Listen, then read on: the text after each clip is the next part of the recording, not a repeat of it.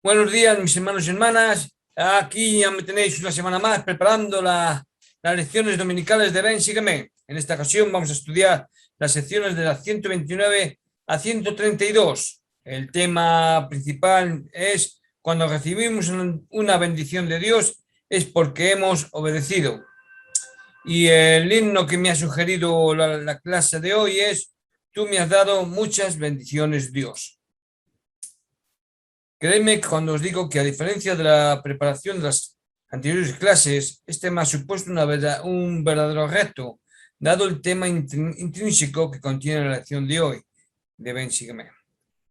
Bien, como os he dicho, vamos a estudiar las secciones 129 a 132 de Doctrinas y Convenio, y en concreto la sección 132 contiene los versículos 1 y 2, y los capítulos 29 al 40 tratan sobre la pluralidad de esposas, más conocida como poligamia. De todos los temas existentes sobre el matrimonio plural, para muchos miembros casi parece como algo tabú. Conozco personalmente, para que os hagáis una idea, un matrimonio el cual hablarle sobre la poligamia es como si tuviera que hablar de sexo en público. Ya digo, un tema bastante difícil en algunos aspectos y a la vez sencillo. Para mí, desde siempre no supuso ningún problema para aceptar una época de la historia de la Iglesia. Abraham, Isaac, Jacob, Moisés y otros muchos tuvieron varias esposas. En los mundos árabes los hombres si pueden mantener a más de una esposa, es lícito. Es decir, un hombre puede, con el dinero que gana, tener 2, 3, 4 o un harén, porque puede ser tener bastante dinero, entonces está bien, es permitido. Para mí no es ningún problema, de verdad que no. El pensar y creer en la poligamia no es ningún problema. Pero lo es para muchos. Es más, digamos que este tema en las redes sociales, en algunos aspectos, puede suscitar, digamos, bastante polémica y bastante debate. Es un tema que además bien conocéis que es por lo que normalmente, y si me lo permitís decir, el mundo pincha a los santos de los últimos días, porque como que fuera una práctica que hoy día sí llevase a cabo, y es una práctica que terminó en 1890, y es algo que vamos a hablar más adelante, con la Declaración Oficial número 1, que podéis leer y escudriñar. Pero bueno, no voy a extenderme porque mucho me temo que esta lección, esta clase, va a durar más de lo habitual. Bien, comencemos pues. El 9 de febrero de 1843, el profeta José Smith dio instrucciones a Parley Peplaz y a otras personas respecto a cómo distinguir entre mensajeros celestiales y espíritus malvados. Esas instrucciones se encuentran registradas en Doctrinas y Convenios 129. El 2 de abril de 1243, el profeta se reunió con miembros de la iglesia de Ramos, Illinois, y enseñó doctrina tocante a varios temas del Evangelio, incluso la Trinidad, la segunda venida de Jesucristo y cómo recibir las bendiciones de Dios. Esas enseñanzas están registradas en Doctrinas y Convenios 130. Los días 16 y 17 de mayo, el profeta José Smith se hospedó en la casa de Benjamin y Melissa Johnson en Ramos, Illinois. Mientras se encontraba allí, el profeta enseñó a los Johnson la ley del Señor en cuanto al matrimonio y lo selló por la eternidad. A la mañana siguiente, el profeta dio un sermón sobre 2 Pedro 1 en Ramos y explicó el significado de la frase, la palabra profética más segura, que se encuentra en 2 de Pedro 1:19, por si lo queréis mirar. Más adelante, ese mismo día, después de que un ministro protestante diera un sermón a los santos de Ramos, el profeta enseñó que todo espíritu es materia, como se puede ver en Doctrinas y Convenios 131:7. Parte de la enseñanza del profeta José Smith en esas ocasiones están registradas en Doctrinas y Convenios 131. Y el 12 de julio de 1843, el profeta José Smith dictó la revelación registrada en Doctrinas y Convenios 132. en la que el Señor enseñó tocante al nuevo y sempiterno convenio del matrimonio. La evidencia histórica sugiere que el profeta había recibido algunos de los principios que se encuentran en esa revelación ya desde 1831. Mientras el profeta José Smith se ocupaba en la traducción inspirada de la Biblia en 1831, preguntó al Señor por qué algunos de los patriarcas de antaño y reyes israelitas tenían más de una esposa. En aquel momento el profeta empezó a recibir revelación en cuanto al matrimonio plural. En años subsiguientes, el Señor mandó al profeta y a otros miembros de la iglesia que vivieran el principio del matrimonio plural. El 12 de julio de 1843, en Nauvoo, como hemos dicho hace un momento, en Illinois, el profeta dictó la revelación que ahora está registrada en Doctrinas y Convenios 132, en la que el Señor reveló verdades referentes al nuevo y sempiterno convenio del matrimonio. En esta lección se trata de Doctrinas y Convenios 132, los versículos 34 al 66, que abarca las enseñanzas del Señor respecto al matrimonio plural y su consejo a José y a Elma Smith. Bien, vamos a entrar en materia, pues. Suspiro porque el tema en sí, el principal, no es muy sencillo. Bueno, pero vamos a empezar, vamos a ir desde el principio. Después de que los santos emigraron al valle de Salt Lake, al oeste de los Estados Unidos, comenzaron a practicar abiertamente el matrimonio plural. Desde la década de 1860 hasta la de 1880, el gobierno de los Estados Unidos promulgó leyes en contra del matrimonio plural. Tras buscar la guía del Señor en oración y recibir revelación, el presidente Wilbur Woodruff preparó el manifiesto los días 23 y 24 de septiembre de 1890, el que en última instancia condujo a dar fin a la práctica del matrimonio plural por parte de los miembros de la Iglesia. El manifiesto, registrado en Doctrinas y Convenios como la declaración oficial número 1, fue dada a conocer al público el 25 de septiembre de 1890. Bien. Una vez dicho esto, entramos de lleno a la clase de hoy. Durante una reunión con miembros de la primera presidencia del Quórum de los 12 Apóstoles, el 27 de junio de 1839, el profeta José Smith enseñó acerca de 3 grandes claves mediante las cuales se puede distinguir la verdadera naturaleza de los ángeles y de los espíritus ministrantes. Sin embargo, el líder Piley Peplat estuvo ausente de esa reunión. El 9 de febrero de 1843, el líder Pratt, que recién había regresado de su misión en Inglaterra, y otras varias personas se reunieron con el profeta José Smith y él repitió las instrucciones que había dado anteriormente. Yo pregunto, ¿qué le dirían a alguien que deseara saber si los santos de los últimos días creen en los ángeles? Leamos una declaración del elder Jeffrey R. Holland del Quórum de los 12 Apóstoles. Él dijo, desde el principio y a través de las dispensaciones, Dios se ha valido de ángeles como emisarios de él para transmitir amor y preocupación por sus hijos. Por lo general, esos seres no son visibles, aunque a veces lo son, pero visibles o invisibles siempre están cerca. Algunas veces las asignaciones que tienen son sumamente grandiosas y encierran significado para todo el mundo. A veces los mensajes son más privados. En ocasiones, el propósito de los ángeles es advertir. A partir de 1839 y de manera continua hasta 1843, el profeta José Smith dio instrucciones a varias personas a fin de ayudarlas a saber cómo distinguir la naturaleza de los ángeles y espíritus ministrantes. Este tema también es curioso. ¿Qué se diferencian los ángeles de los espíritus? Bien, pues la respuesta es simple. Los ángeles tienen un cuerpo resucitado de carne y hueso, mientras que los espíritus no. ¿Qué aprendemos del versículo 7 de Doctrinas y Convenios 129? sobre la naturaleza de los mensajeros verdaderos que envía el Padre Celestial?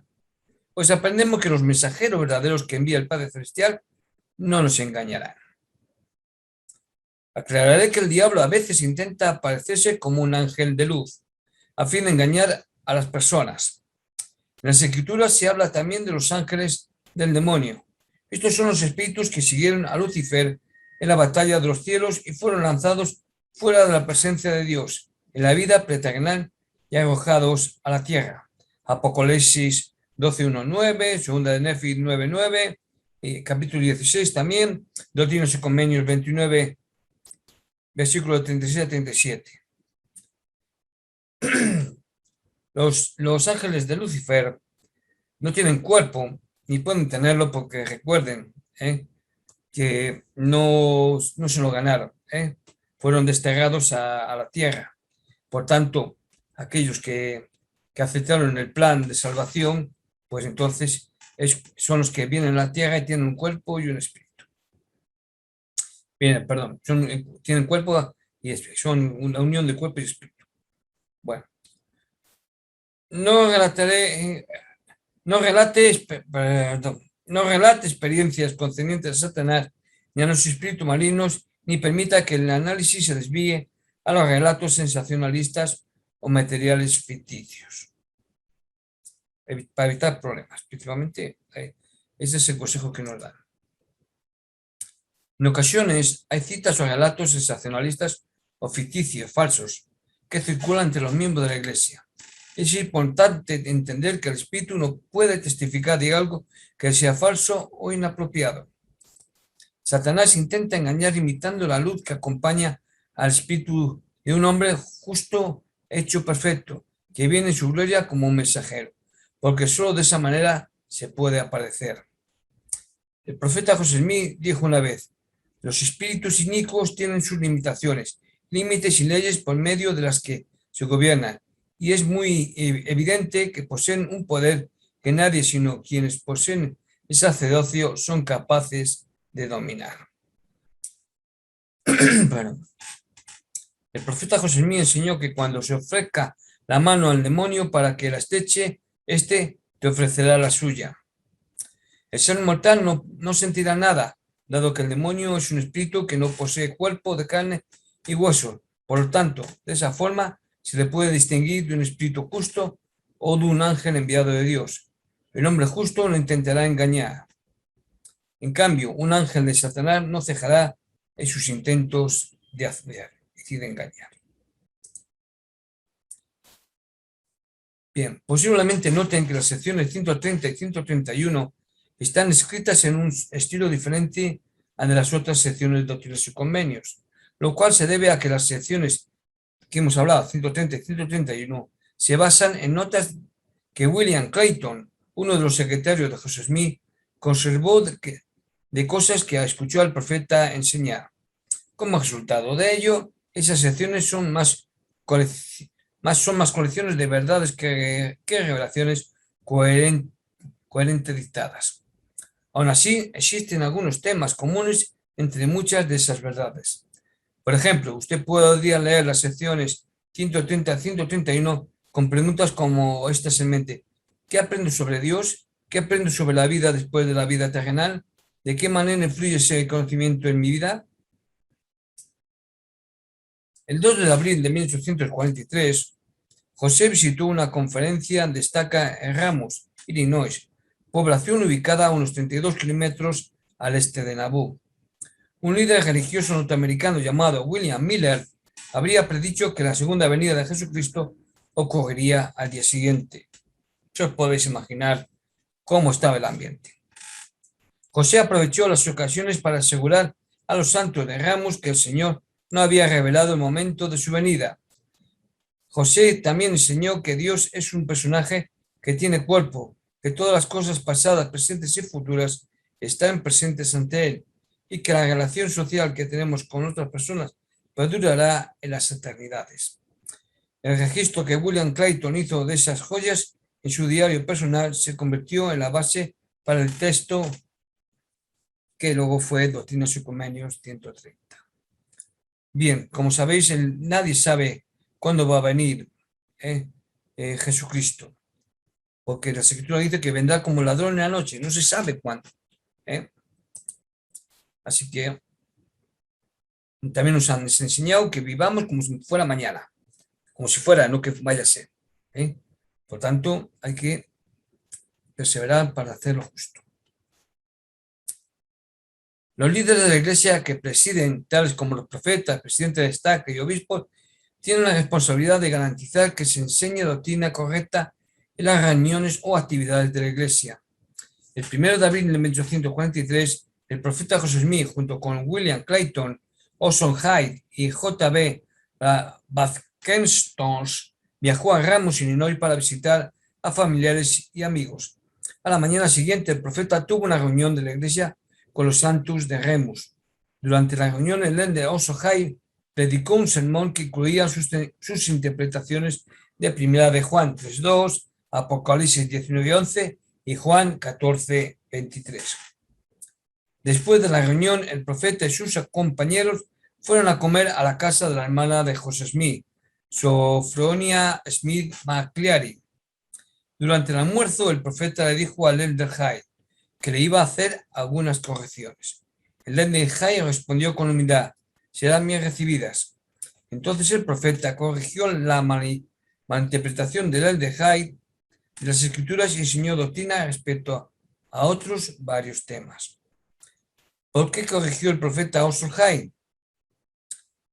Pues muchas personas hoy en día o no tienen ningún concepto acerca de Dios, o tal vez como Orson Hyde, quien anteriormente había sido un predicador capnelita, interpretan correctamente la naturaleza de la Trinidad debido a tradiciones falsas.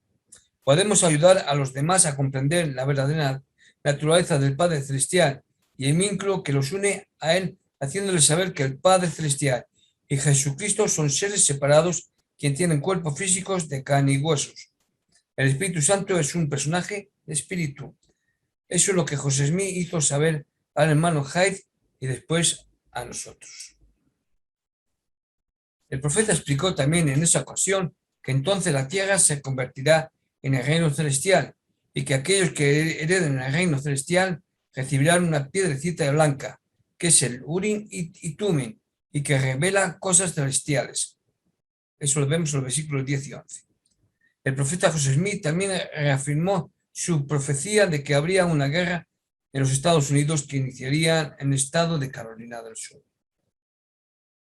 Brigham Young enseñó: cuando la tierra sea celestizada, será como el sol y estará preparada para que los santos la habiten, y será llevada de nuevo a la presencia del Padre y del Hijo. Entonces no será un cuerpo opaco como lo es ahora, sino que será como las estrellas del firmamento, llena de luz y de gloria. Será un cuerpo de luz. Juan la comparó en su estado celestial a un mar de vidrio.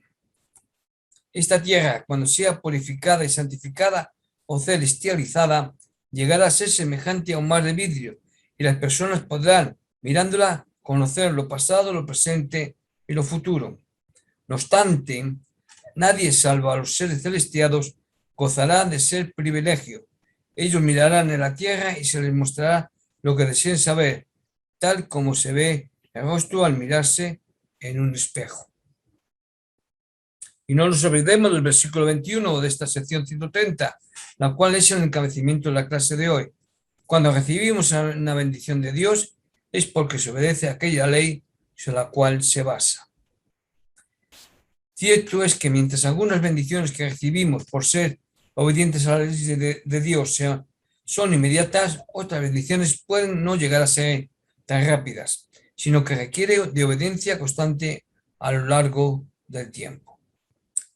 Como miembro de la Iglesia sabemos perfectamente que a fin de obtener el grado más alto del reino celestial, debemos entrar en el nuevo y sempiterno convenio del matrimonio, pues esa enseñanza se dio y se nos da a conocer en Doctrinas y Convenios 131. Para que todos comprendáis mejor la frase nuevo y sempiterno convenio del matrimonio, quiere decir que en este contexto la palabra nuevo significa que el convenio se había restaurado nuevamente en nuestra dispensación. En términos sempiternos significa que dicho convenio esencial perdurará a lo largo de toda la eternidad. Les quiero traer a la memoria que se entra en el convenio del matrimonio celestial en el templo.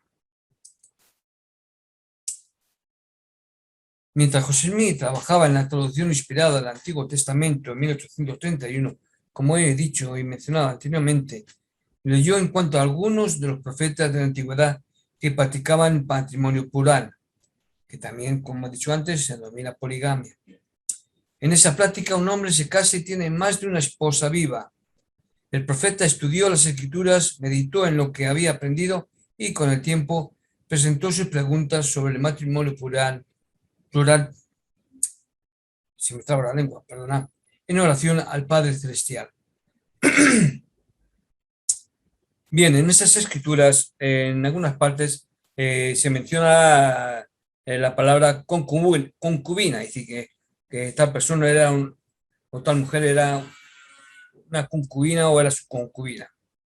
Bien, quiero matizar que la palabra concubina que se menciona en el Antiguo Testamento es un término usado para describir a las mujeres del Antiguo Testamento que, en la época y la cultura en la que vivían, estaban legalmente casadas a su esposo, pero tenían una posición social inferior a la esposa. El estado de concubina no formó parte de la práctica del matrimonio plural en nuestra dispensación. Si algo aprendemos de la clase que nos toca esta semana es que el matrimonio plural es aceptable para el Señor solo cuando Él lo manda, ya que la monogamia, el matrimonio entre un solo hombre y una sola mujer, es la norma de Dios para el matrimonio, a menos que Él lo mande de otra manera. El mandamiento de vivir la ley del matrimonio plural en los últimos días era parte de la restauración de todas las cosas, como lo podéis ver en Hechos 3, versículos del 20 al 21. Bien, explicaré que el Señor afirmó que cuando las personas ponen en práctica el principio del matrimonio plural de acuerdo con el mandato de Él, no son culpables del pecado de adulterio. No obstante, si alguien practica el matrimonio plural bajo cualquier circunstancia que el Señor no haya mandado, sí es culpable de adulterio. Nótese que la palabra destruida en el versículo 41 indica que quienes transgredan sus convenios sagrados serán apartados de Dios y de su pueblo del convenio. Estamos hablando de la sección 132. Compárese con Hechos 3, versículos 22 y 23 y primero de Nefi 22-20. El profeta José Smith estaba renuente a dar comienzo a la práctica del matrimonio plural. Él expresó que no empezó la práctica hasta que se le advirtió que sería destruido si no obedecía. Dada la falta de documentación histórica, no sabemos en cuanto a los primeros intentos de José Smith de cumplir ese mandamiento. No obstante, para 1841, el profeta había comenzado a obedecer el mandamiento y a enseñarlo a algunos miembros de la iglesia. Y durante los siguientes 3 años se casó con varias esposas más, de conformidad con los mandatos del Señor. La obediencia del profeta José Smith al mandamiento del Señor de practicar el matrimonio plural fue una prueba de fe para él y para su esposa Emma, a quien amaba profundamente. Les cuento que en 1841 José Smith empezó a enseñar a otros hombres y mujeres fieles el principio del matrimonio plural. A ellos también les fue difícil al comienzo comprenderlo y aceptarlo. Por ejemplo, Brigham Young dijo que apenas supo del mandamiento de entrar en el matrimonio plural, sintió que prefería morir antes que tener varias esposas. Aunque aquellos fieles miembros de la iglesia vacilaban y se sentían frustrados por el mandato en un principio, recibieron la confirmación individual por medio del Espíritu Santo y aceptaron el principio del matrimonio plural. Villate Kimball, la primera esposa del elder Herbert C. Kimball, recibió y aceptó la doctrina del matrimonio plural y no pudo dudar que el orden del matrimonio plural fuera de Dios, pues el Señor se lo había revelado a ella en respuesta a una oración. Bien, la práctica del matrimonio plural trajo dificultades adicionales, dado que es un principio del matrimonio plural, se practicó de forma muy discreta. Hubo rumores que empezaron a divulgarse tocantes a que los líderes de la iglesia se estaban casando con otras esposas más. Esos rumores distorsionaron mucho la verdad, difamaron los nombres del profeta y de los otros líderes de la iglesia y contribuyeron a aumentar la persecución entre los santos. Recordemos que el Señor en ocasiones ha instituido el matrimonio plural para brindar más oportunidades de que su pueblo críe hijos rectos para Él. Esto se puede decir, viene referido en Jacob 2:30. El presidente Oaz enseñó: había muchas personas que viven en esta tierra que han estado casadas con más de una persona. A veces dichos matrimonios han terminado debido a la muerte, a veces han terminado en divorcio. ¿Qué les depara la vida venidera en relación con el convenio que alguna vez hicieron y demás? No pienso que esas personas sepan mucho en cuanto a esa pregunta. Quizá no les inquiete a no creer que las personas vivirán como parejas casadas en la vida venidera. Y si no hacen ni viven los convenios necesarios para hacerlo para sí mismas, tienen razón. Pero en el caso de que las personas que vivan creyendo, tal como yo, que el vínculo matrimonial puede perdurar por la eternidad, entonces dirán: ¿cómo será la vida venidera cuando estás casada con más de una esposa por la eternidad?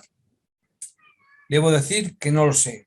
No obstante, sé que he hecho esos convenios y creo que si soy fiel a ellos, la bendición que se espera anhelosamente aquí se recibirá en la próxima vida. Ya para terminar, quiero que oigan la siguiente historia, la que hemos hablado de la hermana Vilate Kimba, la primera esposa del Herbert Kimba, y cómo recibió el testimonio acerca del matrimonio plural. Ella relató: mi madre a menudo me contaba que no podía dudar que el orden del matrimonio plural fuera de Dios, puesto que el Señor se lo había revelado en respuesta a una oración. En Nabú, poco después de regresar de Inglaterra, a mi padre, entre algunos otros de los hermanos, se le enseñó la doctrina del casamiento plural. Mi padre entendió la situación plenamente y el amor y respeto que tenía por el profeta eran tan grandes que hubiera dado la vida antes que traicionarlo.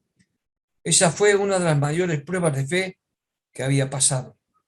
Mi madre, Vilate Kimball, había notado un cambio en su forma de proceder y en sus apariencias, y cuando preguntó la causa, él trató de evadir sus preguntas. Se refiere a que le preguntaba a su marido. Finalmente le prometió que le diera después de un tiempo que tan solo esperara un poco. Aquella inquietud le ocupaba a tal grado que la mente que su apariencia nerviosa y demacrada le traicionaba cada día y cada momento, y al final su sufrimiento llegó a ser tan insoportable que era imposible controlar sus sufrimientos y sus sentimientos. Enfermó físicamente, más su padecimiento mental era muy grande para permitirle dormir, y caminaba de aquí para allá hasta cerca de la mañana, y a veces la agonía de su mente era tan terrible que se restregaba las manos y lloraba como un niño, y suplicaba al Señor que fuera misericordioso y le revelara a ella, así a su esposa, el principio. La angustia de sus corazones era indescriptible, y cuando ella advirtió que era inútil seguir rogándole, fue a su dormitorio, se inclinó ante el Señor y derramó el alma en oración a aquel que había dicho: si alguno de vosotros tiene falta de sabiduría, pídala a Dios, quien da a todos abundantemente y sin reproche. Es decir, Santiago 1:5. Se ilustró ante ella el orden del matrimonio plural, en toda su belleza y gloria, junto con la gran exaltación y honra que se le conferiría en esa esfera inmortal y celestial, si ella lo aceptaba y permanecía en su lugar junto a su esposo. También vio a la mujer que la había tomado por esposa y contempló con gozo el vasto e iluminado amor y unión que ese orden llevaría a efecto, así como la progenie de los reinos de su esposo, y el poder y la gloria que se extendía a lo largo de las eternidades, por los siglos de los siglos. Con el semblante resplandeciente de dicha, puesto que estaba llena del Espíritu de Dios, regresó donde mi padre y le dijo: Herbert, el Señor me ha mostrado lo que me has ocultado. Me dijo que jamás vio a un hombre, perdón, me emociono, ya sabéis, tan feliz como a mi padre mientras le describía la visión y le decía que estaba satisfecha y que sabía que era de Dios. Hizo convenio de permanecer junto a él y de honrar el principio, convenio que guardó con fidelidad, aunque sus pruebas fueron a menudo difíciles y penosas de sobrellevar. Sabía que a mi padre también se le estaba probando y la integridad de ella fue firme hasta el final. Ella le dio a mi padre muchas esposas y éstas hallaron en mi madre una amiga fiel. Bien, ¿qué sabemos de la primera esposa de José Smith? De Elma Smith. La obediencia del padre al principio del matrimonio plural fue una gran prueba para él y su amada esposa Elma. A pesar de dar consentimiento en mayo de 1843 para que José Smith se casara con esposas adicionales, Elma continuamente tuvo dificultad para aceptar la práctica del matrimonio plural. Vaciló en su opinión del matrimonio plural, en ocasiones lo apoyaba y en otras lo denunciaba. Como se registra en Doctrinas y Convenios 132, 51 a 57, el Señor se dirigió de manera específica a su sierva, Elma, dándole consejo e instrucciones en cuanto al matrimonio plural. Bien, aquí tenía básicamente que terminar la clase y dar mi testimonio. Pero después de prepararla, me di cuenta que faltaban cosas. Entonces, voy a continuar leyendo. Y para que veáis, tengo aquí el papel. Y entonces, en la continuación de la clase dice así: el historiador y escritor B. Cameron Harding dijo: José Smith mostró un compromiso asombroso con la doctrina del matrimonio plural. Tuvo que superar la oposición de su hermano Jairón y la renuencia de algunos de sus discípulos. Al reflexionar años más tarde sobre los conflictos y los peligros que conllevaba el matrimonio plural, algunos líderes de la Iglesia se sorprendieron del coraje que José Smith demostró al persistir en esta. Y cuando uno recuerda un encuentro conmovedor entre William Lamb, consejero de la primera presidencia, y José a principios de 1844, es difícil no estar de acuerdo. Lamb, colocando sus brazos alrededor del cuello del profeta, le suplicó que abandonara todo el asunto de la pluralidad. José, también llorando, le respondió que no podía hacerlo, que Dios lo había ordenado y que no tenía más remedio que obedecer. Bien, como veis, había diferentes opiniones. Y cierto, esto lo iba a decir cuando leía mi testimonio, pero lo digo ahora. No todos los miembros, no todos los santos de los últimos días de esa época aceptaron la poligamia.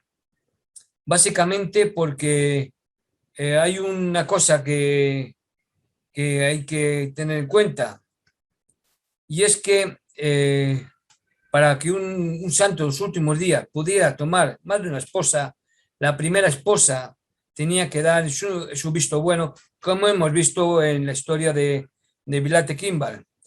Es decir, la primera esposa tenía que consentir, si no, no podías tomar más de una esposa.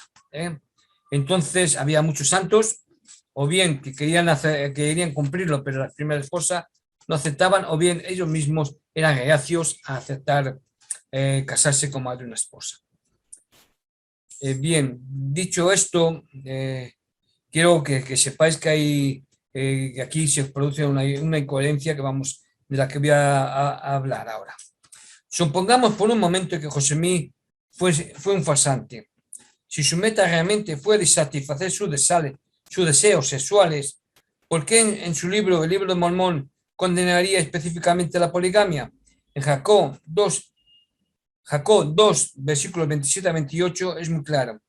Por tanto, hermanos míos, oídme y escuchad la palabra del Señor, pues entre vosotros ningún hombre tendrá sino una esposa, y concubina no tendrá ninguna, porque yo, el Señor Dios, me deleito en la castidad de las mujeres, y las fornicaciones son una abominación para mí.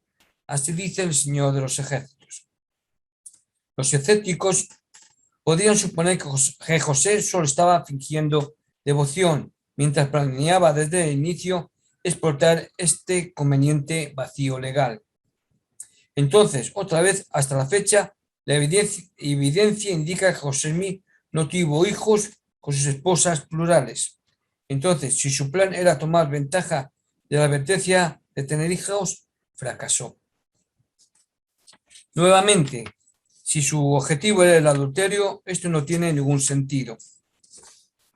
Como el erudito bíblico Michael Colgan ha escrito, la poligamia en un mundo antiguo tiene una recompensa. Incrementaba el número de descendencia que era valiosa en sí mismo como fuente de mano de obra. También era un símbolo de estatus, demostrando que un hombre o su familia tenía pertenencias para pagar o lo que costaba una novia y para satisfacer a varias esposas. Jacobo no utilizó esto entre los nefitas y dio dirección profética a los hombres de su comunidad sobre cómo superar estas prácticas abusivas. Según un ensayo publicado por la Iglesia Mormona y que se puede leer en su página web, Smith llegó a tener 40 esposas que iban desde una adolescente de 14 hasta a una señora de 56. Bien, una vez que os he leído esto, voy a terminar la clase de hoy y lo haré de la siguiente forma. Quiero decirles, antes de darle mi testimonio y en relación a cuanto les he hablado en el día de hoy, que lean y escudriñen más acerca de este tema en el enlace que les pongo aquí abajo y que también les dejaré en la descripción. Créanme, si no leen lo que en ese enlace viene, no podrán entender con exactitud cómo era y cómo se vivía el matrimonio plural en la época tan especial. Por ejemplo, durante la época en que se practicó el matrimonio plural, los santos de los últimos días hicieron una distinción entre los señalamientos por esta vida y la eternidad, y los señalamientos solo por la eternidad. Los señalamientos por esta vida y la eternidad abarcan compromisos y relaciones familiares durante esta vida y generalmente incluían la posibilidad de relaciones sexuales. Los señalamientos solo por la eternidad indicaban que eran relaciones solo para la vida venidera. Uno de esos señalamientos solo para la vida venidera fue con una joven de 15 años, la que he nombrado de 14, 15 años. Helen McKimball. Helen McKimball habló de su señalamiento a José Smith como solo por la eternidad, lo cual sugiere que la relación no incluía las relaciones sexuales.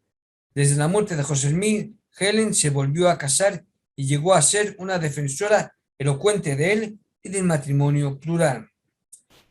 Mis estimados hermanos y hermanas, busquen la verdad, escudriñen la sabiduría de la historia, porque sin ella no creo que puedan entender bien cómo fue la poligamia en esos años hasta que 1890 se quitó a través del presidente William Buckblood y su declaración oficial número 1. Yo os testifico de esto. No es que yo, digamos, esté a favor de la poligamia.